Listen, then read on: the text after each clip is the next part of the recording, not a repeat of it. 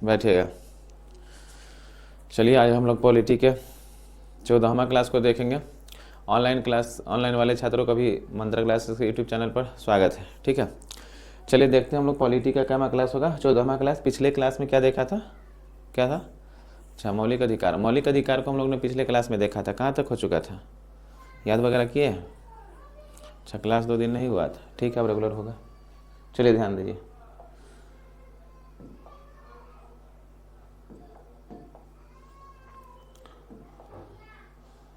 एक बात और ध्यान देंगे, जो स्टूडेंट ऑफलाइन में क्लास करना चाह रहे हैं उसमें फाउंडेशन बैच शुरू हो रहा है, ठीक ना।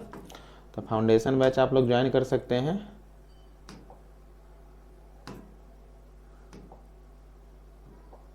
फाउंडेशन बैच आप लोग ज्वाइन कर सकते हैं 18 फरवरी से, ठीक है।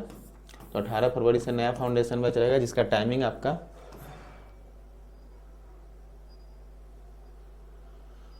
1 मिनट, टाइमिंग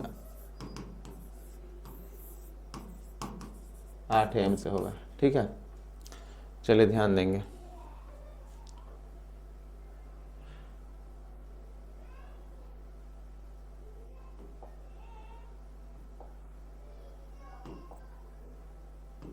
चलिए, मौलिक अधिकार पिछला क्लास हम लोग देखे थे, ठीक है। तो मौलिक अधिकार के कुछ बातों को रिवीजन करते फिर हम लोग आगे बढ़ते हैं, ठीक है। तो मौलिक अधिकार कितना भाग में था? भाग 3 में मौलिक अधिकार का चर्चा किया गया था, ठीक है। तो भाग 3 में मौलिक अधिकार का चर्चा किया गया था। भाग कितना में? भाग 3 में मौलिक अधिकार का चर्चा किया गया था। अनुच्छेद कितना से कितना तक था? तो अनुच्छेद 12 से 35 तक में, ठीक ना। अनुच्छेद 12 से 35 तक में मौलिक अधिकार का चर्चा किया गया था, ठीक ना। इसमें अनुच्छेदों को समझेंगे कौन कौन सा अनुच्छेद था, तो ध्यान देंगे। पहले तो मौलिक अधिकार के बारे में बहुत सारा बात बताया था, आप लोग को भी याद होगा, ठीक ना। तो मौलिक अधिकार की चर्चा सर्वप्रथम ब्रिटेन में किया गया था मौलिक अधिकार को, और ब्रिटेन के एक सम्राट था कौन? तो सर जॉन, ठीक ना। सर जॉन के द्वारा ब्रिटेन में एक दस्तावेज प्रस्तुत किया गया था 1215 ईस्वी में। फिर बताया था मौलिक अधिकार के बारे में कि फ्रांस के संविधान में मौलिक अधिकार का चर्चा किया गया, और फ्रांस ने मौलिक अधिकार को कब अपनाया था? 1789 ईस्वी में, ठीक है। इसके अलावा बताया था मौलिक अधिकार के बारे में कि अमेरिका के संविधान में, अमेरिका के मूल संविधान में मौलिक अधिकार नहीं था। इसे संवैधानिक संशोधन विधि के द्वारा अमेरिका के संविधान में जोड़ा गया। और कब जोड़ा गया? 1791 ईस्वी में जोड़ा गया अमेरिका के संविधान में मौलिक अधिकार को, ठीक ना। 1791 ईस्वी में संवैधानिक संशोधन विधि के द्वारा। और एक बताया था फ्रांस के सम्राट था लुईस वाल्हमा, जिसके संविधान मौलिक अधिकार के हनन के कारण इसकी फांसी पर चढ़ा दिया गया था, मौलिक अधिकार के उल्लंघन के कारण, ठीक है। ये सब बात बताया था। भारत में मौलिक अधिकार के लिए एक विधेयक प्रस्तुत किया गया था, संवैधानिक विधेयक 1895 ईस्वी में, ठीक है। इसके अलावा बताए थे एनी बेसेंट के द्वारा मौलिक अधिकार संबंधित दस्तावेज को प्रस्तुत किया गया 1925 ईस्वी में, ठीक है। नेहरू रिपोर्ट प्रस्तुत किया गया था 1928 ईस्वी में, इसमें भी मौलिक अधिकार का चर्चा किया गया था। ये सब बात हम बता चुके थे पिछले क्लास में। इसके अलावा 1900 हम बताए थे 31 में कराची अधिवेशन हुआ था, और कराची अधिवेशन में सरदार वल्लभ भाई पटेल के द्वारा क्या किया गया था? मौलिक अधिकार की मांग की गई थी। कौन सा अधिवेशन में? कराची अधिवेशन में। आगे ध्यान देंगे, हम बताए थे महात्मा गांधी जी के बारे में कि महात्मा गांधी जी द्वितीय गोलमेज सम्मेलन में भाग लेने के लिए कहाँ गए थे? लंदन गए थे। और द्वितीय गोलमेज सम्मेलन में भी क्या किया गई थी? मौलिक अधिकार के बात को रखा गया था, ठीक है। लेकिन भारत में ध्यान देंगे, भारत में मौलिक अधिकार को अपनाया गया किसके संविधान से? अमेरिका के संविधान से, ठीक ना। तो अमेरिका के संविधान से भारतीय संविधान में मौलिक अधिकार को अपनाया गया, ठीक है। तो जब मौलिक अधिकार को अपनाया गया भारतीय संविधान में अमेरिका के संविधान से, तो जब संविधान में मौलिक अधिकार लिखा गया तो मौलिक अधिकार की संख्या कितना रखा गया था? तो मौलिक अधिकार प्रारंभ में, यानी मूल संविधान में मौलिक अधिकार की संख्या कितना था? 7 था। कितना था? 7 था। पहले हम बताए थे समता या समानता का अधिकार, तो समता या समानता का अधिकार अनुच्छेद कितना था? 14 से 18, ठीक है। दूसरा बताए थे क्या? स्वतंत्रता का अधिकार। तो स्वतंत्रता के अधिकार का बताए थे कि स्वतंत्रता का अधिकार अनुच्छेद 19 से 22, ठीक ना। तो अनुच्छेद 19 से 22 स्वतंत्रता का अधिकार, ठीक है। तीसरा देखेंगे, तो तीसरा हम आपको बताए थे, तीसरा देखिएगा तो हम बताए थे आपको शोषण के विरुद्ध अधिकार। तो शोषण के विरुद्ध अधिकार अनुच्छेद 23 से अनुच्छेद 24, ठीक ना। आगे ध्यान देंगे, चौथा देखेंगे, तो 4 में हम बताए थे क्या चीज? तो धार्मिक स्वतंत्रता का अधिकार, धार्मिक स्वतंत्रता का अधिकार अनुच्छेद 25 से अनुच्छेद 28, ठीक ना। 5वां देखेंगे शिक्षा एवं संस्कृति का अधिकार, ठीक ना। और शिक्षा एवं संस्कृति अधिकार 29 से 30, ठीक ना। और एक बताए थे संपत्ति का अधिकार, छठा संपत्ति का अधिकार अनुच्छेद 31, और संवैधानिक उपचारों का अधिकार अनुच्छेद 32। तो इधर देख लेंगे संवैधानिक उपचारों का अधिकार, संवैधानिक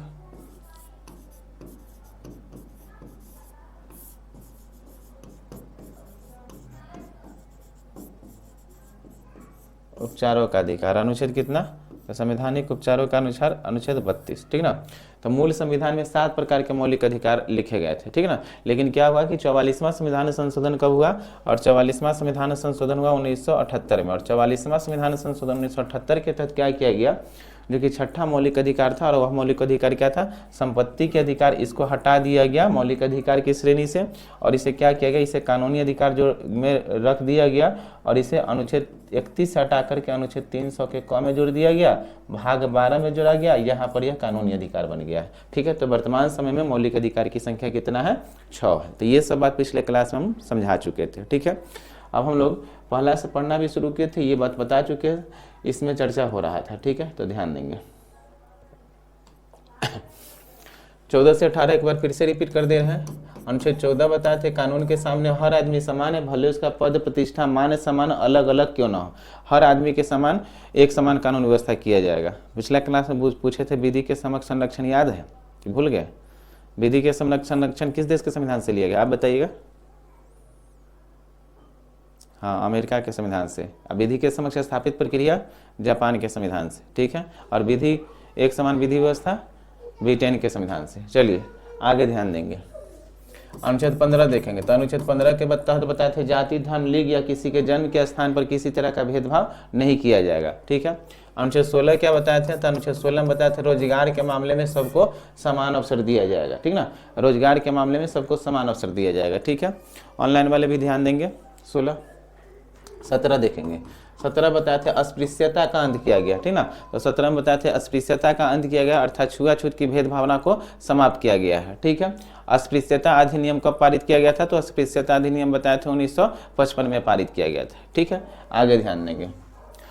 अब ये बताया था अनुच्छेद 18, तो अनुच्छेद 18 में बताया था कि उपाधियों का अंत किया गया है। पहले क्या था ना, पहले अच्छे काम करने के लिए, किसी के हित में काम करने के लिए उस देश के द्वारा क्या किया जाता था, उपाधि दी जाती थी। जैसे ध्यान देंगे, ब्रिटिश के द्वारा, अंग्रेजों के द्वारा महात्मा गांधी जी को केसरी हिंद की उपाधि दी गई थी, रविन्द्रनाथ टैगोर जी को क्या चीज़ का, नाइटहुड की उपाधि दिया गया था। तो ये सब पहले उपाधि दी जाती थी विदेशियों के द्वारा। तो अनुच्छेद 18 जब लिखा गया तो अनुच्छेद 18 में उपाधियों का अंत की बात लिखा गया, यानी अब उपाधि जो होगा उसका अंत कर दिया जाएगा, यानी किसी भी देश के द्वारा उपाधि अगर लेने से पहले भारत सरकार से अनुमति लेनी होगी, तभी इसकी उपाधि आप ले सकते हैं। तो उपाधियों का अंत अनुच्छेद कितना में है, 18 में। शैक्षणिक उपाधि और सैन्य उपाधि को छोड़कर, अर्थात शैक्षणिक उपाधि कहने का मतलब कि अगर आप PhD वगैरह कर लेते हैं तो क्या करते हैं कि डॉक्टर की उपाधि लगाते हैं, ठीक ना। तो ये शैक्षणिक उपाधि हो गया। सैन्य उपाधि क्या हुआ, जैसे कि आपका रैंक बढ़ता है किसी सेना के क्षेत्र में, तो जनरल, कर्नल, ब्रिगेडियर, ठीक ना। तो ये सब उपाधि जो हुआ सैन्य उपाधि हुआ, और डॉक्टर हो गया, प्रोफेसर हो गया, ये सब शैक्षणिक उपाधि हो गया।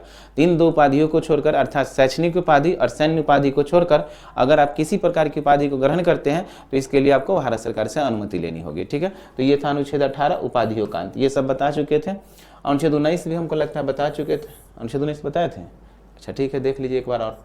अनुच्छेद 19 को हम बताया कि 2 भाग में बांटा गया था, अनुच्छेद 19 का 1 और अनुच्छेद 19 का 2। अनुच्छेद 19 के 1 में कितना प्रकार की स्वतंत्रता का चर्चा किया गया, 6 प्रकार की स्वतंत्रता का चर्चा किया गया। अनुच्छेद 19 के 1 के क, इसके तहत हम बताए थे कि बोलने एवं अभिव्यक्ति की चर्चा किया गया। अनुच्छेद 19 के 1 के क के तहत बोलने एवं अभिव्यक्ति की चर्चा किया गया, और इसी अनुच्छेद के तहत प्रेस की स्वतंत्रता का चर्चा किया गया, ठीक है। अनुच्छेद 19 के 1 के ख, ठीक ना। तो अनुच्छेद 19 के 1 के ख के तहत बताए थे कि भारत में कोई व्यक्ति शांतिपूर्ण तरीका से एक जगह एकत्रित होकर सभा का आयोजन कर सकता है बिना हथियार के, ठीक ना। तो भारत में कोई व्यक्ति शांतिपूर्ण तरीका से बिना हथियार के सभा का आयोजन कर सकता है, अनुच्छेद 19 के 1 के ख के तहत। अनुच्छेद 19 के 1 के ग, तो अनुच्छेद 19 के 1 के ग के तहत हम बताए थे कि भारत के कोई व्यक्ति एक संघ की स्थापना कर सकता है, तो संघ की स्थापना करने का अधिकार। अनुच्छेद 19 के 1 के घ, इसके तहत बताया था कि भारत के कोई व्यक्ति भारत के किसी भी राज्य में जाकर घूम सकता है, अर्थात आवागमन की स्वतंत्रता का चर्चा किया गया है, ठीक है। अनुच्छेद 19 के 1 के अंग, ठीक ना।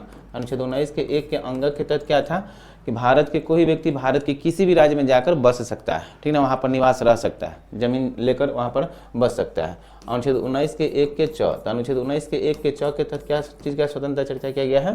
तो अनुच्छेद 19 के 1 के च के तहत भारत के कोई व्यक्ति भारत के किसी भी राज्य में जाकर जीवन यापन अर्थात व्यापार व्यवसाय कर सकता है, ठीक ना। तो ये था अनुच्छेद 19 के 1 के तहत। तो ये सब यहाँ तक हम क्लास कर चुके थे। आज हम लोग पहला इसके बाद का क्लास देखेंगे, ठीक है। अब ध्यान देंगे अनुच्छेद 19 के 2 क्या कहता है। तो अनुच्छेद 19 को हम लोग अभी देखेंगे। अनुच्छेद 19 के 2 के तहत इस बात का चर्चा किया गया है कि अगर राष्ट्रीय आपात लागू होती है तो वैसी स्थिति में व्यक्ति की मौलिक स्वतंत्रता को समाप्त कर दी जाती है, ठीक ना। अगर राष्ट्रीय आपात लागू होती है तो वैसी स्थिति में व्यक्ति की मौलिक स्वतंत्रता को समाप्त कर दी जाती है, अनुच्छेद 20 और 21 को छोड़कर, ठीक ना। अनुच्छेद 19 के 2 के तहत इस बात का चर्चा किया गया। क्या चर्चा किया गया? चर्चा किया गया राष्ट्रीय आपात की स्थिति में व्यक्ति की मौलिक स्वतंत्रता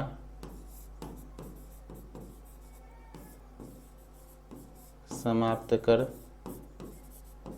दी जाती है, ठीक है। किसको किसको छोड़कर? अनुच्छेद 20 और 21 को छोड़कर, ठीक है। तो ध्यान देंगे किस चीज़ का चर्चा किया गया, ध्यान दीजिएगा। तो अनुच्छेद 19 के 1 के तहत 2 के तहत, अनुच्छेद 19 के 2 के तहत क्या चीज़ का चर्चा किया गया? तो अनुच्छेद 19 के 2 के तहत चर्चा किया गया कि अगर राष्ट्रीय आपात लागू होती है तो ऐसी स्थिति में व्यक्ति की मौलिक स्वतंत्रता जो होती है क्या कर दिया जाएगा? समाप्त कर दिया जाएगा। व्यक्ति की मौलिक स्वतंत्रता को समाप्त कर दिया जाएगा। किस किस अनुच्छेद को छोड़कर? तो अनुच्छेद 20 को और अनुच्छेद 21 को छोड़कर। अनुच्छेद 20 और 21 को क्यों छोड़ा जाता है ये हम अभी पढ़ेंगे, इसके बाद ही अनुच्छेद 20 और 21, तो इसमें हम समझा देंगे आपको, ठीक है। तो इतना बात याद रखना है। अनुच्छेद 19 के 1 के तहत 6 प्रकार की स्वतंत्रता का चर्चा किया गया और अनुच्छेद 19 के 2 के तहत क्या कहा गया कि अगर राष्ट्रीय आपात लागू होगी तो वैसी स्थिति में व्यक्ति की मौलिक स्वतंत्रता को समाप्त कर दी जाएगी। अनुच्छेद 20 और 21 को छोड़कर सभी प्रकार की मौलिक स्वतंत्रता को समाप्त कर दी जाएगी, ठीक है, अनुच्छेद 19 के 2 के तहत। और राष्ट्रीय आपात क्या होता है? तो ध्यान देंगे, राष्ट्रपति के द्वारा अगर भारत में कोई देश के द्वारा आक्रमण कर दिया जाता है या भारत किसी दूसरे देश पर आक्रमण कर देता है या फिर भारत की आंतरिक स्थिति खराब हो जाती है, अशांति की स्थिति उत्पन्न हो जाती है, तो वैसी स्थिति में राष्ट्रपति के द्वारा क्या किया जाता है ना कि राष्ट्रीय आपात की घोषणा की जाती है। तो राष्ट्रीय आपात की घोषणा अनुच्छेद 352 के तहत की जाती है, अनुच्छेद 360, 352, 356 के तहत राजकीय आपात की घोषणा की जाती है और 360 के तहत वित्तीय आपात की घोषणा की जाती है। ये 3 तरह की आपातकाल की शक्ति राष्ट्रपति के पास होता है। आप बताइएगा आपातकाल की शक्ति भारत के पास है, राष्ट्रपति के पास है, किस देश के संविधान से लिया गया है? आपातकाल की शक्ति किस देश के संविधान से लिया गया है? जर्मनी के संविधान से, ठीक। और वित्तीय आपात से पूछेगा कि वित्तीय आपात की शक्ति किस देश के संविधान से लिया गया है? तो वित्तीय आपात की शक्ति जो लिया गया है अमेरिका के संविधान से, ठीक है। तो ये राष्ट्रपति के पास 3 तरह की आपातकाल की शक्ति होती है, क्लियर है। तो यही जो है राष्ट्रीय आपात, ये आपात लगने पर व्यक्ति की मौलिक स्वतंत्रता समाप्त हो जाएगी अनुच्छेद 20 और 21 को छोड़कर, ठीक ना। तो ये देखें हम लोग अब आगे हम लोग 20 में समझेंगे और 21 में समझेंगे क्यों इस चीज़ को छोड़ दिया जाता है, ठीक है। तो अनुच्छेद 19 के 2 तक समझ गया। अनुच्छेद 20 को अब हम लोग देखेंगे। चलिए अब यहाँ से देखना शुरू करेंगे अच्छा से। 19 तो समझ गया ना, समझे 19। अनुच्छेद 19 के 1 में 6 प्रकार की स्वतंत्रता, अनुच्छेद 19 के 2 में क्या बताया कि अगर राष्ट्रीय आपात लागू होगी तो वैसी स्थिति में व्यक्ति की मौलिक स्वतंत्रता को समाप्त कर दी जाएगी, ठीक। चलिए अब ध्यान देंगे अनुच्छेद 20। अनुच्छेद 20 का नाम क्या दिया गया है?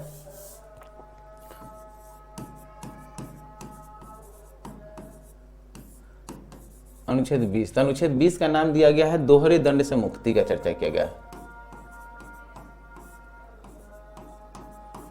दोहरे दंड से मुक्ति की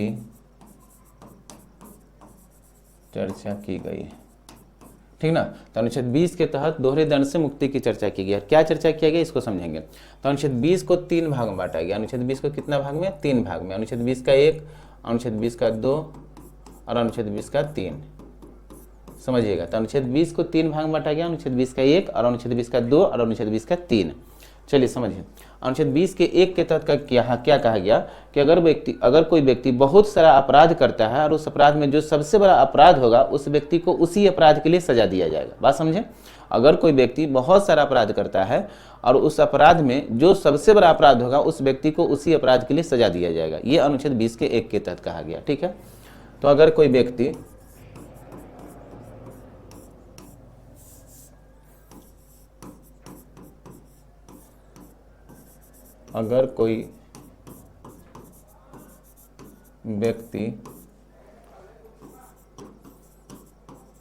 बहुत सारा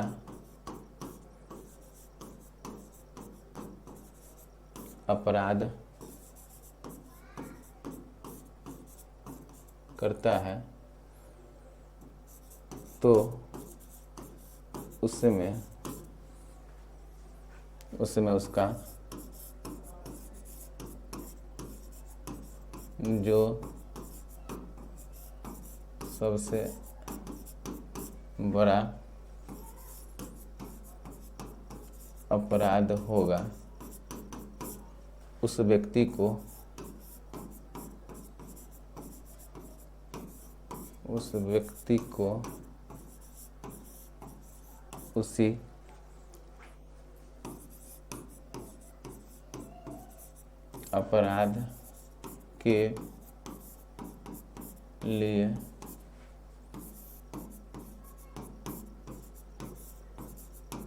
सजा दिया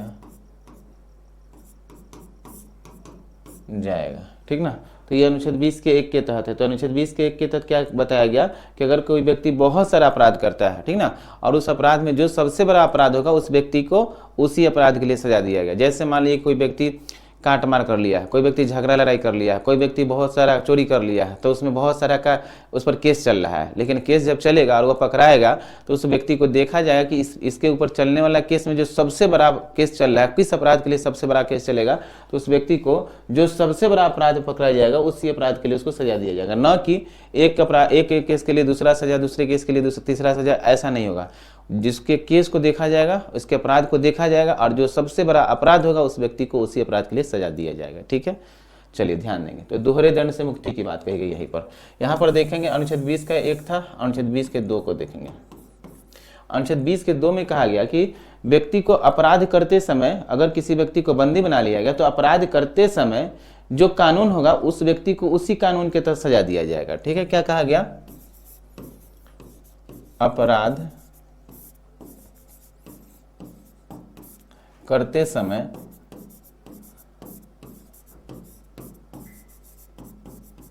जो कानून होगा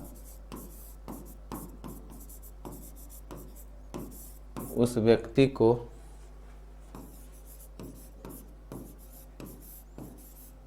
अपराध करते समय जो कानून होगा उस व्यक्ति को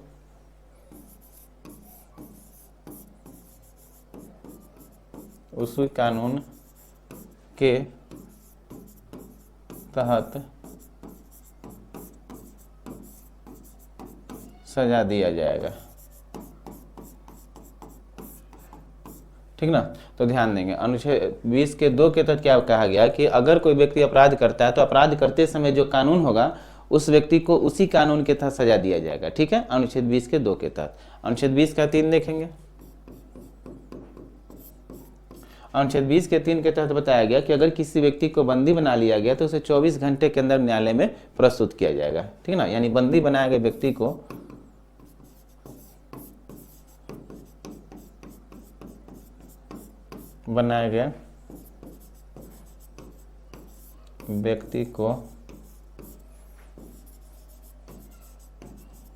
घंटे के अंदर न्यायालय में प्रस्तुत किया जाएगा।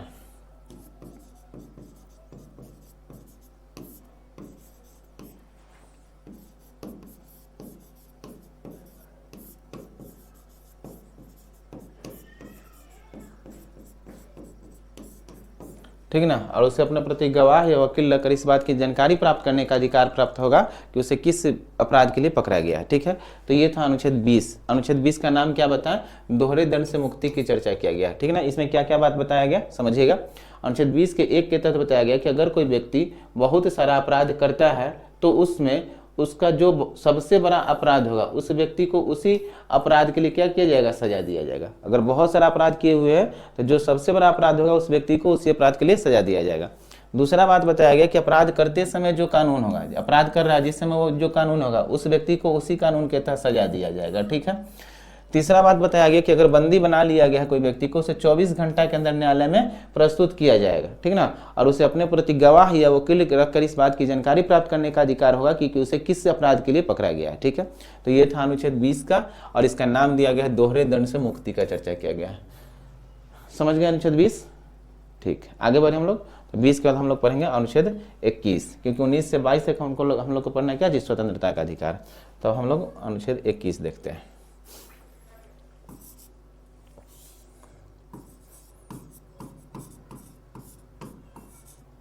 अनुच्छेद 21, अनुच्छेद 21 के तहत कहा गया है प्राण एवं दैहिक स्वतंत्रता। ठीक है ना, क्या कहा गया है, प्राण एवं दैहिक स्वतंत्रता।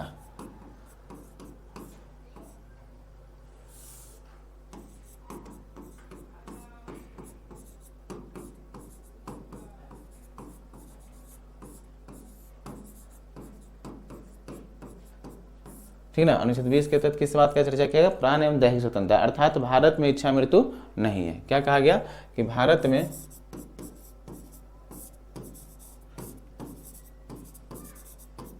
इच्छा मृत्यु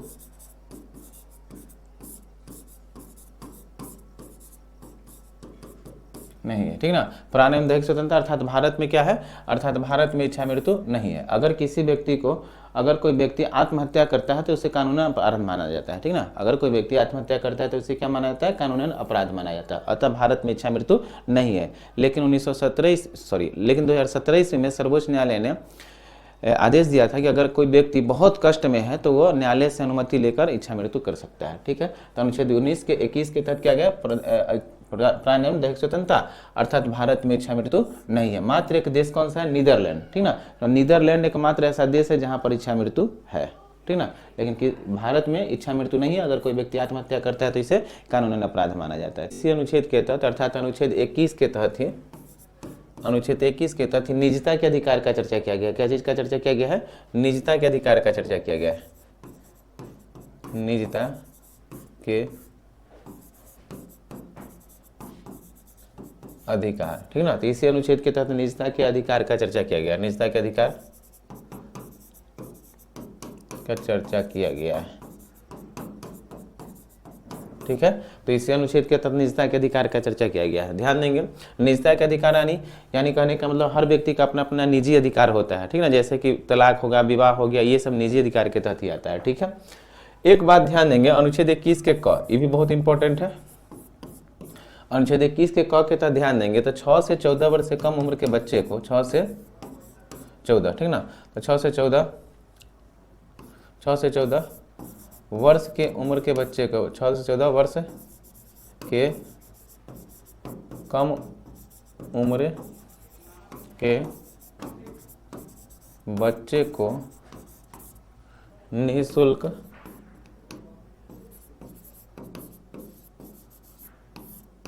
निःशुल्क और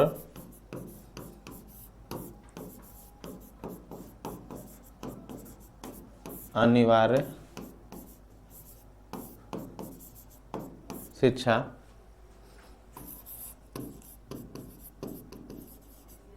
निःशुल्क और अनिवार्य शिक्षा उपलब्ध कराना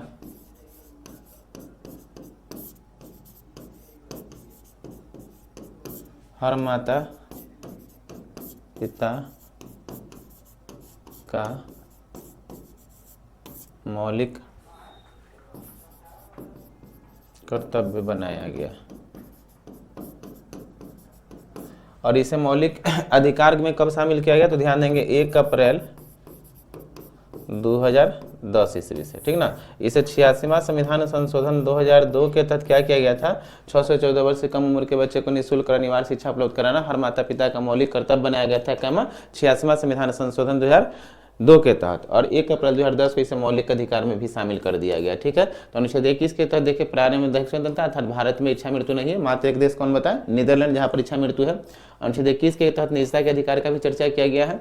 निजता के अधिकार अर्थात हर व्यक्ति का अपना निजी अधिकार होगा, प्राइवेसी का चर्चा किया गया है। अनुच्छेद 21 के क के तहत बताया 6 से 14 वर्ष से कम उम्र के बच्चे को निःशुल्क और अनिवार्य शिक्षा उपलब्ध कराना हर माता पिता का मौलिक कर्तव्य बनाया गया है, और इसे 1 अप्रैल 2010 से मौलिक अधिकार में शामिल किया गया। 86वां संविधान संशोधन 2002 के तहत 6 से 14 वर्ष से कम उम्र के बच्चे को निःशुल्क और अनिवार्य शिक्षा उपलब्ध करना हर माता पिता का मौलिक कर्तव्य बनाया गया था, और यही भारतीय नागरिकों का 11वां और मौलिक कर्तव्य है। जब हम आगे हम लोग देखेंगे तो अभी वर्तमान से मौलिक कर्तव्य की संख्या 11 है, और 11वां मौलिक कर्तव्य यही है 6 से 14 वर्ष से कम उम्र के बच्चे को निःशुल्क और अनिवार्य शिक्षा उपलब्ध कराना। ठीक है, तो ये था अनुच्छेद 21 के क तक। अनुच्छेद 22 देखेंगे, अनुच्छेद 22 देखिएगा, ठीक ना। तो अनुच्छेद 22 के तहत किस चीज़ का चर्चा किया गया, तो ध्यान देंगे। अनुच्छेद 22 के तहत कहा क्या गया है कि संदेह के आधार पर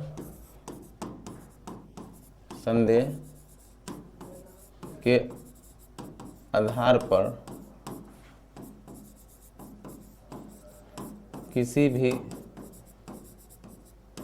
व्यक्ति को बंदी बनाया जा सकता है। ठीक ना, तो संदेह के आधार पर किसी व्यक्ति को बंदी बनाया जा सकता है और उसे 24 घंटा के अंदर न्यायालय में प्रस्तुत किया जाएगा। ठीक ना, उसे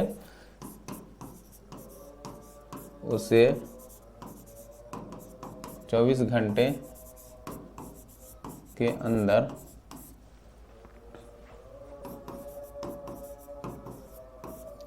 न्यायालय में प्रस्तुत किया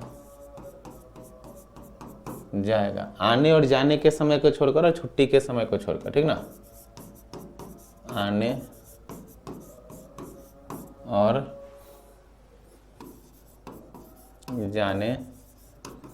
के समय को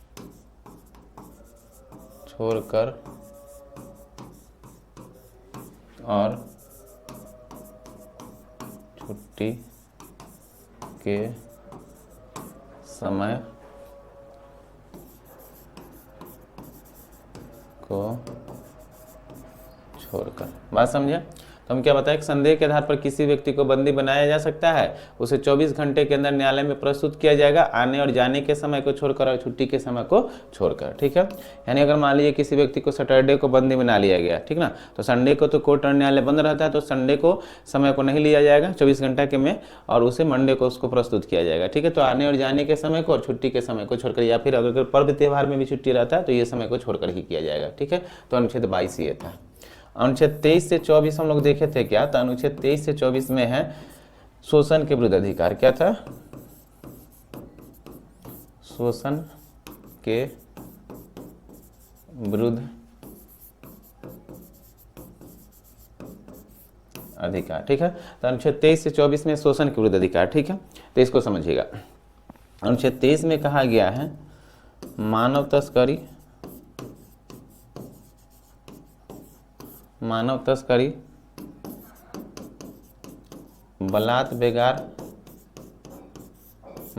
बलात् बेगार और दास प्रथा को बंद किया गया या प्रतिबंधित किया गया। ठीक ना, तो अनुच्छेद ध्यान देंगे। अनुच्छेद 23 के तहत किस बात का चर्चा किया गया है, तो अनुच्छेद 23 के तहत मानव तस्करी, पहले आदमी का खरीद बिक्री होता था, तो मानव तस्करी, बलात् बेगार, किसी व्यक्ति से काम करा लिया जाना और उसके बदले उसे पैसा नहीं दिया जाना, इसे बलात् बेगार कहा गया। तो मानव तस्करी, बलात् बेगार और दास प्रथा, किसी को गुलाम बनाकर नहीं रखा जा सकता। ठीक ना, तो ये सब प्रथा को क्या कर दिया गया, अनुच्छेद 23 के तहत प्रतिबंधित किया गया या बंद कर दिया गया या रोक दिया गया। ठीक है, तो अनुच्छेद 23 था।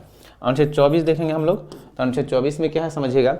अनुच्छेद 24 के तहत 14 वर्ष से कम उम्र के बच्चे को जोखिम भरा काम या फिर कल कारखानों में काम करने से प्रतिबंधित किया गया है। तो 14 वर्ष से कम उम्र के बच्चों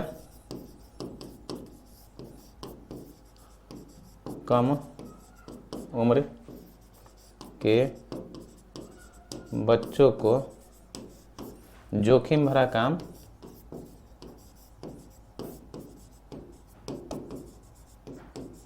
काम या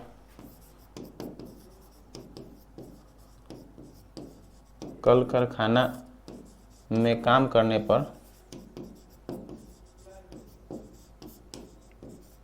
प्रतिबंध लगाया गया।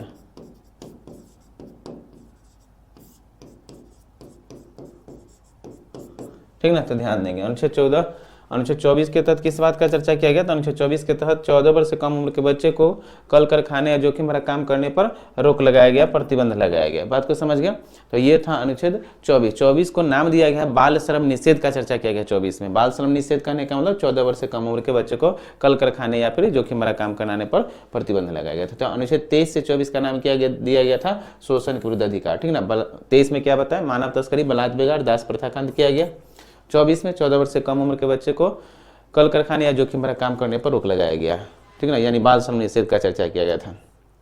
अब ध्यान देंगे 25 से 28 देखे थे हम लोग मौलिक अधिकार में। तो 25 से 28 का नाम दिया गया था मौलिक अधिकार का, क्या चीज? धार्मिक स्वतंत्रता का अधिकार। ठीक ना, धार्मिक स्वतंत्रता का अधिकार। ठीक ना, अतः 25 से 28 में क्या था? धार्मिक स्वतंत्रता का अधिकार। ठीक ना, तो ध्यान देंगे अनुच्छेद 25 से 28 को हम लोग देखेंगे। तो अनुच्छेद 25 को समझिएगा। अनुच्छेद 25 के तहत भारत के कोई भी व्यक्ति किसी भी धर्म को अपनाने के लिए स्वतंत्र है। ठीक ना, कोई भी व्यक्ति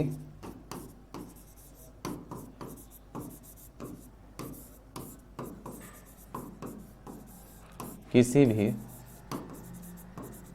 धर्म को अपनाने के लिए स्वतंत्र है, अनुच्छेद 25 के तहत। ठीक ना, भारत का कोई व्यक्ति किसी भी धर्म को अपनाने के लिए स्वतंत्र है और उस धर्म में आस्था व्यक्त करते हुए उसके विधि विधान को भी अपना सकता है। ठीक ना, तो उस धर्म में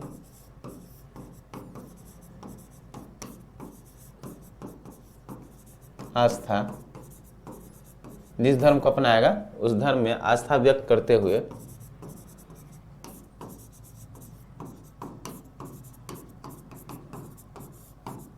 उसके विधि विधान को भी अपना सकता है।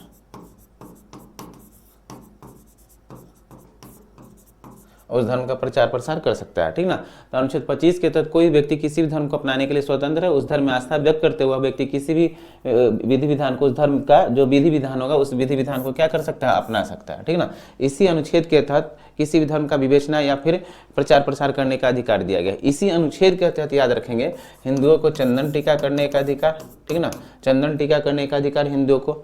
इस्लाम में टोपी पहनने का अधिकार, दाढ़ी रखने का अधिकार। ठीक ना, सिखों में कृपाल रखने का अधिकार। ठीक ना, पगड़ी पहनने का अधिकार। ठीक ना, तो ये सब अनुच्छेद 25 के तहत है। इसी अनुच्छेद के तहत हिंदुओं को चंदन टीका करने का अधिकार, इस्लाम में टोपी पहनने का अधिकार, दाढ़ी रखने का अधिकार, कृपाल, सिखों में कृपाल या पगड़ी पहनने का अधिकार दिया गया अनुच्छेद 25 के तहत। यानी किसी भी धर्म में आस्था व्यक्त करते हुए उस धर्म से संबंधित विधि विधान को अपना सकता है अनुच्छेद 25 के तहत। क्लियर है?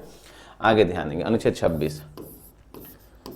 अनुच्छेद 26 को हम लोग समझेंगे। और अनुच्छेद 26 में क्या दिया गया है? तो अनुच्छेद 26 के तहत कोई भी किसी भी धर्म में आस्था व्यक्त करते हुए उस धर्म के प्रति कोई भी व्यक्ति क्या कर सकता है? धार्मिक लोक कल्याणकारी कार्य हेतु मंदिर, मस्जिद, चर्च, गिरजाघर इत्यादि की स्थापना करवा सकता है। ठीक ना, तो किसी भी धर्म में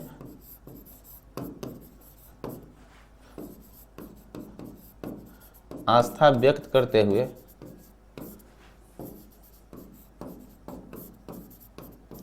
धार्मिक लोक कल्याणकारी लिए धार्मिक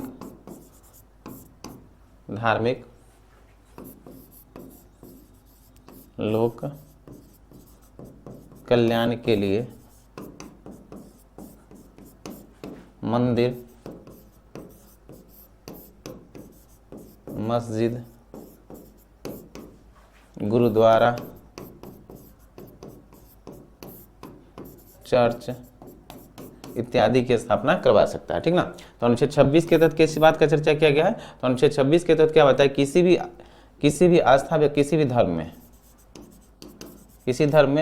धर्म में आस्था व्यक्त करते हुए धार्मिक लोक कल्याण के लिए क्या कर सकता है, मंदिर, मस्जिद, चर्च, गिरजाघर इत्यादि की स्थापना करवा सकता है। ठीक है, तो इस बात को ध्यान रखेंगे अनुच्छेद 26 के तहत। जैसे हम मान ली कि हिंदू धर्म में आस्था व्यक्त करते हैं तो हिंदू धर्म में आस्था व्यक्त करते हुए मंदिर की स्थापना करवा सकते हैं। कोई आदमी इस्लाम धर्म में आस्था व्यक्त करता है, इस्लाम धर्म को मानता है, तो इस्लाम धर्म में आस्था व्यक्त करते हुए मस्जिद की स्थापना करवा सकता है। कोई सिख धर्म में आस्था व्यक्त करता है, सिख धर्म को मानने वाला है, तो वो गुरुद्वारा की स्थापना करवा सकता है। तो कोई भी व्यक्ति जिस धर्म में आस्था व्यक्त करता है उस धर्म से संबंधित लोक कल्याण के लिए, धार्मिक लोक कल्याण के लिए मंदिर, चर्च, गिरजाघर, गुरुद्वारा इत्यादि की स्थापना करवा सकता है। ठीक है, तो ये बात समझ गया। तो अनुच्छेद था कितना, 26। अनुच्छेद 27 को देखेंगे। अनुच्छेद 27 में क्या कहा गया कि धार्मिक कार्य के लिए एकत्रित किए गए धन पर किसी प्रकार का टैक्स नहीं लगाया जाएगा। ठीक ना, अनुच्छेद 27 देखेंगे। धार्मिक कार्य के लिए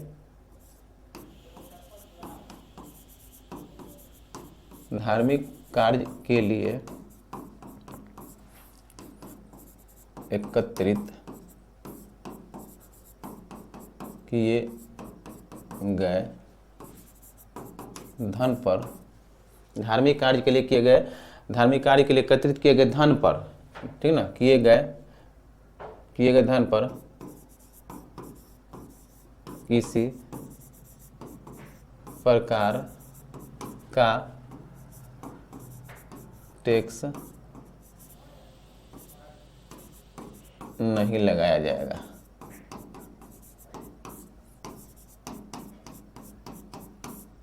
ठीक ना, तो ध्यान देंगे, धार्मिक कार्य के लिए एकत्रित किए गए धन पर किसी प्रकार का टैक्स नहीं लगाया जाएगा। अनुच्छेद कितना के तहत, 27 के तहत। क्लियर है। अनुच्छेद 28 को देखेंगे हम लोग। अब यह धार्मिक स्वतंत्रता का अधिकार हम लोग पढ़ रहे हैं अनुच्छेद 28 में।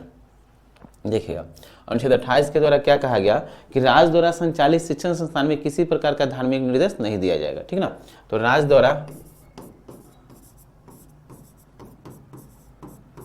द्वारा संचालित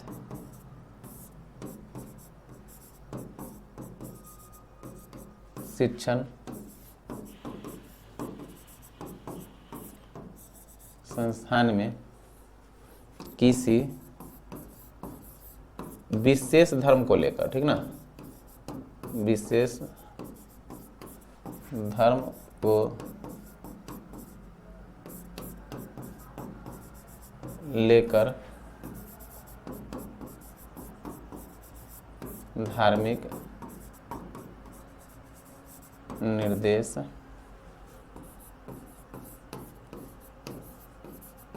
नहीं दिया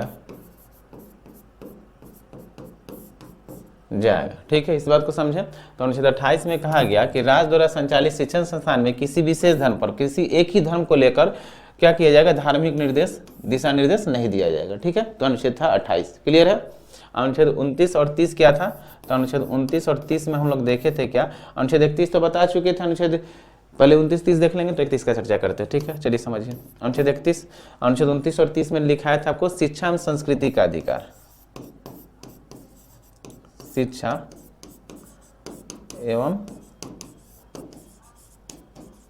संस्कृति का अधिकार। ठीक ना, तो अनुच्छेद 29 30 में क्या है, शिक्षा और संस्कृति का अधिकार। तो अनुच्छेद 29 देखेंगे कि अनुच्छेद 29 में क्या चीज का चर्चा किया गया है। तो अनुच्छेद 29 में कहा गया कि कोई भी भाषाई अल्पसंख्यक हो या सामुदायिक अल्पसंख्यक हो, ठीक है ना, कोई भारतीय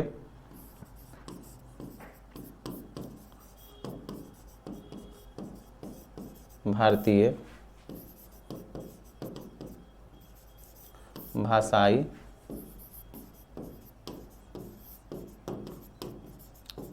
अल्पसंख्यक हो या सामुदायिक अल्पसंख्यक हो, सामुदायिक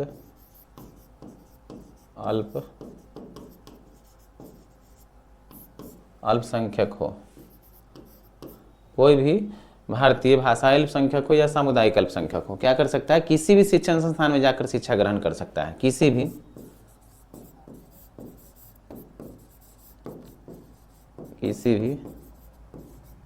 शिक्षण संस्थान में शिक्षा ग्रहण कर सकता है। ठीक ना, इस बात को समझे, क्या बताए, कोई भी भाषाई अल्पसंख्यक हो या फिर सामुदायिक अल्पसंख्यक हो, वह व्यक्ति क्या कर सकता है, किसी भी शिक्षण संस्थान में जाकर शिक्षा ग्रहण कर सकता है। अनुच्छेद कितना के तहत, 29 के तहत। चलिए अनुच्छेद 30 देखेंगे, अनुच्छेद 30 को समझेंगे, ठीक है।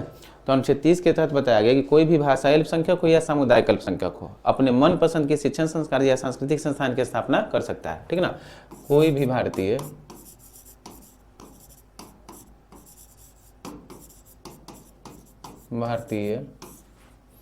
चाहे वह भाषाई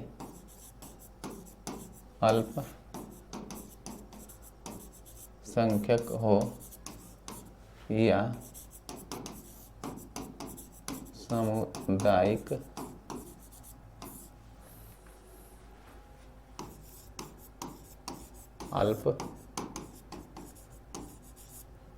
अल्पसंख्यक हो, ठीक ना, कोई भी भारतीय भाषाई अल्पसंख्यक हो या सामुदायिक अल्पसंख्यक हो क्या कर सकता है, अपने मनपसंद का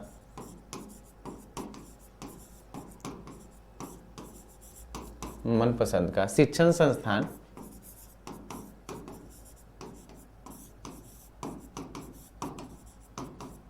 संस्थान या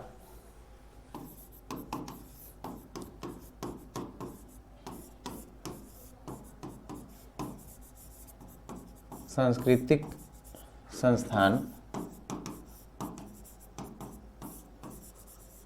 की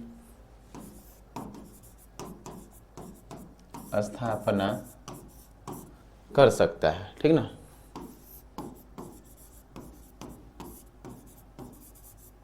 ठीक है, तो हम क्या बताएं, अनुच्छेद 30 के तहत कोई भी भारतीय भाषाई अल्पसंख्यक हो या सामुदायिक अल्पसंख्यक हो अपने मनपसंद का शिक्षण संस्थान या फिर सांस्कृतिक संस्थान की स्थापना कर सकता है। क्लियर है, तो अपने मनपसंद का शिक्षण संस्थान या सांस्कृतिक संस्थान की स्थापना कर सकता है और उसे सरकार किसी भी अनुदान राशि में हस्तक्षेप नहीं करेगी, ठीक ना। इसमें सरकार किसी भी अनुदान राशि में हस्तक्षेप नहीं करेगी। तो ये था 30।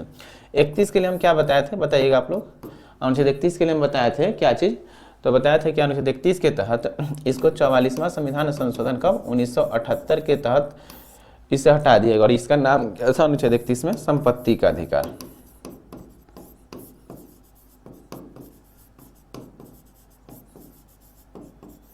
ठीक ना। तो अनुच्छेद 31 क्या है, संपत्ति का अधिकार, इसे 44वां संविधान संशोधन 1978 के तहत हटा दिया गया और इसे अनुच्छेद 300 के क में जोड़ दिया गया, जहां पर यह कैसा अधिकार बन गया है, कानूनी अधिकार बन गया है, कानूनी अधिकार बन गया, ठीक ना। और भाग कितना में जोड़ा गया है, भाग 12 में, यानी भाग 3 से हटाकर भाग 12 में और अनुच्छेद 31 से हटाकर 300 के क में जोड़ा गया, ठीक है।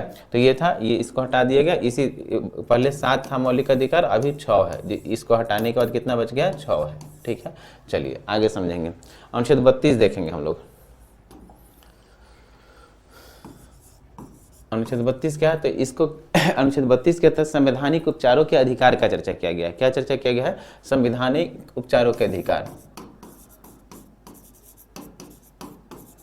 संवैधानिक उपचारों के अधिकार का चर्चा किया गया है, ठीक ना। तो संवैधानिक उपचारों का अधिकार का चर्चा किया गया किस अनुच्छेद के तहत, तो अनुच्छेद 32 के तहत संवैधानिक उपचारों के अधिकार का चर्चा किया गया है। इसी अनुच्छेद को डॉक्टर भीमराव अंबेडकर के द्वारा, किसके द्वारा, भीमराव अंबेडकर के द्वारा क्या कहा गया है, तो संविधान का आत्मा कहा गया है अनुच्छेद 32 को।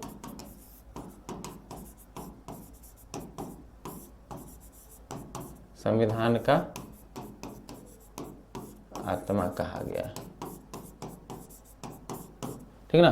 तो अनुच्छेद 32 को संविधान का आत्मा कहा गया किसके द्वारा, डॉक्टर भीमराव अंबेडकर के द्वारा, ठीक है। तो अनुच्छेद 32 को संवैधानिक उपचारों के अधिकार का चर्चा किया गया अनुच्छेद 32 में और इसे डॉक्टर भीमराव अंबेडकर के द्वारा डॉक्टर भीमराव अंबेडकर के द्वारा क्या नाम दिया गया, संविधान का आत्मा कहा गया। क्लियर है अनुच्छेद 32 को। अब ध्यान देंगे अनुच्छेद 32 में इंपॉर्टेंट बात क्या है कि ये अनुच्छेद 32 के तहत ध्यान देंगे, संवैधानिक उपचारों के अधिकार के तहत अगर आपका मौलिक अधिकार में हनन होता है, जितना प्रकार का मौलिक अधिकार दिया हुआ है इसमें किसी प्रकार का हनन होता है तो अनुच्छेद 32 के तहत ही सर्वोच्च न्यायालय के द्वारा 5 प्रकार के रीट, लेख या याचिका को जारी किया जाता है। इस बात को समझें, अनुच्छेद 32 के तहत संवैधानिक उपचारों के अधिकार के तहत यह अधिकार दिया गया है कि आपका मौलिक अधिकार का किसी प्रकार का हनन होगा मौलिक अधिकार में तो सर्वोच्च न्यायालय के द्वारा या उच्च न्यायालय के द्वारा भी 5 प्रकार के रीट या लेख या याचिका को जारी किया जाता है। ठीक है, तो कौन कौन सा रीट या लेख की याचिका को जारी किया जाता है तो देखेंगे 5 प्रकार के रीट या लेख या याचिका को। तो पहला देखेंगे, पहला का नाम है बंदी प्रत्यक्षीकरण। पहला का नाम क्या है, बंदी प्रत्यक्षीकरण। ठीक ना, बंदी बनाए गए व्यक्ति के ऊपर जो याचिका जारी किया जाएगा उसे बंदी प्रत्यक्षीकरण कहा जाएगा और उसे सशरीर क्या किया जाएगा, उपस्थित किया जाएगा न्यायालय में। ठीक है, तो बंदी प्रत्यक्षीकरण। दूसरा देखेंगे परमादेश। परमादेश के तहत सर्वोच्च न्यायालय उच्च न्यायालय अपने कर्तव्यों का सही तरीका से पालन करने को कहा जाता है।